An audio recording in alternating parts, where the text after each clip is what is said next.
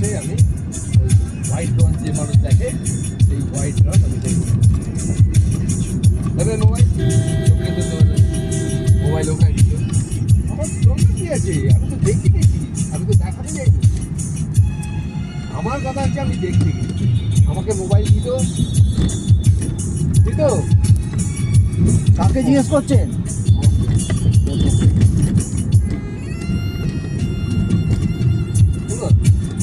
আরো একটা